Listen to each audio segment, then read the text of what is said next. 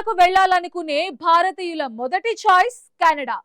కానీ ఇప్పుడు ఆ దేశం అందరి కోసం కాకుండా కేవలం ప్రతిభావంతుల కోసమే డోర్స్ ఓపెన్ చేస్తోంది.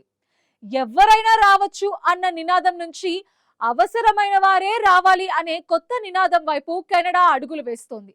ఇటు శాశ్వత నివాస వలసదారుల సంఖ్యను తగ్గిస్తూనే అటు వైద్యులు, పైలట్లు, పరిశోధకులకి మాత్రం 6 నెలల్లోనే పిఆర్ ఇచ్చేలా సరికొత్త ఎక్స్ప్రెస్ ఎంట్రీ నిబంధనలను తీసుకొచ్చింది. అదే టైంలో నిబంధనలను ఉల్లంఘించిన వేలాది మంది భారతీయులను స్వదేశానికి తిప్పి పంపిస్తూ షాక్ ఇచ్చింది.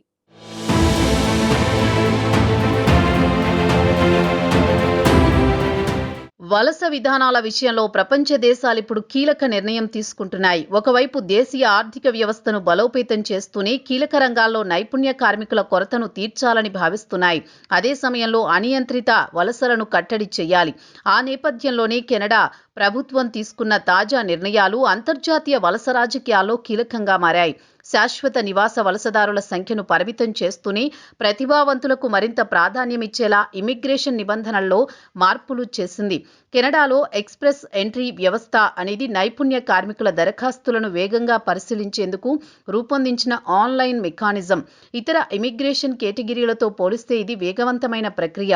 సాధారణంగా 6 నెలలు లేదా అంతకంటే తక్కువ సమయంలోనే శాశ్వత నివాస హోదా లభించే అవకాశం ఉంటుంది. ఇప్పుడు కొత్త మార్పులతో పరిశోధకులు, పైలట్లు, వైద్యులు, ఎయిర్ క్రాఫ్ట్ మెకానిక్స్, సీనియర్ మేనేజర్లు, మిలిటరీ డాక్టర్లు, నర్సులు వంటి కీలక వృత్తులను కూడా ప్రత్యేక కేటగిరీల్లో చేర్చారు.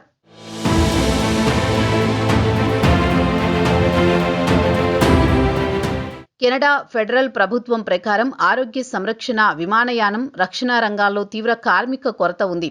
ముఖ్యంగా గ్రామీణ ప్రాంతాల్లో వైద్య సిబ్బంది కొరత, అంతర్జాతీయ విమానయాన రంగంలో నైపుణ్య సిబ్బంది అవసరం, సాంకేతిక పరిశోధనలో ప్రతిభావంతుల కొరత వంటి సమస్యలను దృష్టిలో ఉంచుకుని ఈ నిర్ణయం తీసుకున్నారు. కెనడా ఇమిగ్రేషన్ మంత్రి లీనా మెట్లేజ్ డయాబ్ ఈ మార్పులపై కీలక వ్యాఖ్యలు చేశారు. కీలక రంగాల్లో నిపుణుల కొరత వల్లే దేశ ఆర్థిక వ్యవస్థ దెబ్బతినకూడదని ఈ నిర్ణయం తీసుకున్నట్లు ఆమె వెల్లడించారు. ఒకప్పుడు ఎంతమంది వస్తున్నారన్నది చూసేవారు, కానీ ఇప్పుడు ఏ రంగంలో నిపుణులు వస్తున్నారన్న దానిపైనే కెనడా దృష్టి పెడుతోంది. అందుకే పైలట్లు, మెకానిక్స్ వంటి హై ప్రొఫైల్ ఉద్యోగాలకు ఎక్స్ప్రెస్ ఎంట్రీని అందుబాటులోకి తెచ్చారు. అయితే మరోవైపు కెనడా వలస నియంత్రణలో కఠిన వైఖరిని కూడా అవలంబిస్తోంది. హౌసింగ్ సంక్షోభం, సామాజిక సేవలపై పెరుగుతున్న ఒత్తిడి, జీవన వ్యయాల పెరుగుదల వంటి అంశాలు దేశీయ రాజకీయాల్లో ప్రధాన చర్చగా మారాయి.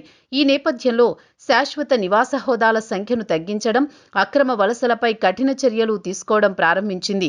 గత ఏడాది కెనడా సుమారు 18,785 మంది విదేశీయులను దేశం నుంచి బయటకు పంపించేసింది. ఇందులో 2,800 మంది భారతీయులు ఉన్నారు.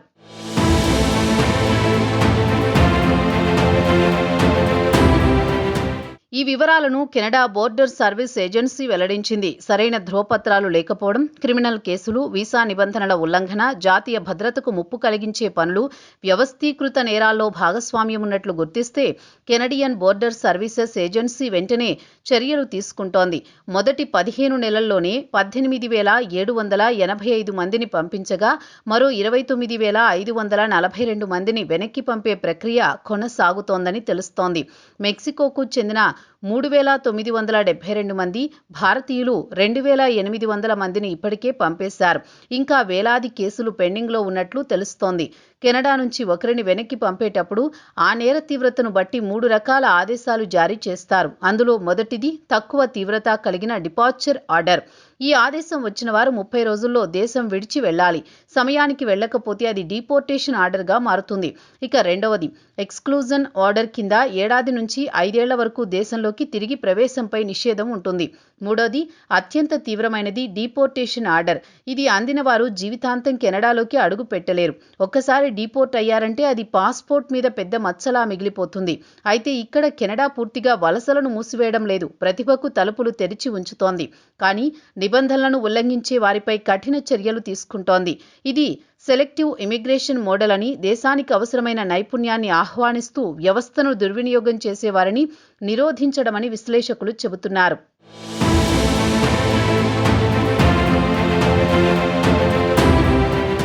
ప్రస్తుతం కెనడాలో గృహ సంక్షోభం నెలకొంది. జనాభా విపరీతంగా పెరగడంతో ఇళ్ల కొరత ఏర్పడింది. అద్దెలు ఆకాశాన్ని తాకుతున్నాయి. అందులో సోషల్ సర్వీసెస్, హౌసింగ్ వంటి రంగాలపై ఒత్తిడి తగ్గించేందుకు శాశ్వత నివాస హోదా ఇవ్వడాన్ని పరిమితం చేస్తోంది. ఇక భారతీయుల పరంగా చూస్తే కెనడా ఇప్పటికీ విద్యా, ఉపాధి, శాశ్వత నివాసం కోసం ప్రముఖ గమ్యస్థానం. అయితే ఇప్పుడు నిబంధనలు కఠినతరమవుతున్న నేపథ్యంలో సరైన డాక్యుమెంటేషన్, చట్టబద్ధ మార్గాలు అత్యంత అవసరమని నిపుణులు సూచిస్తున్నారు. అక్రమ మార్గాలు ఎంచుకుంటే తీవ్రమైన పరిణామాలు ఎదుర్కోవాల్సి ఉంటుందంటున్నారు. కెనడా తీసుకున్న ఈ తాజా నిర్ణయం ఒక సమతుల్య వ్యూహంగా కనిపిస్తోంది. ఒకవైపు కార్మిక కొరతను తీర్చేందుకు ప్రతిభావంతులకు వేగవంతమైన మార్గం, మరోవైపు అక్రమ వలసలపై కఠిన నియంత్రణ అవలంబిస్తోంది. భవిష్యత్తులో ఇతర దేశాలు కూడా ఇలాంటి ద్వంద్వ విధానాన్ని అనుసరించే అవకాశం ఉంది.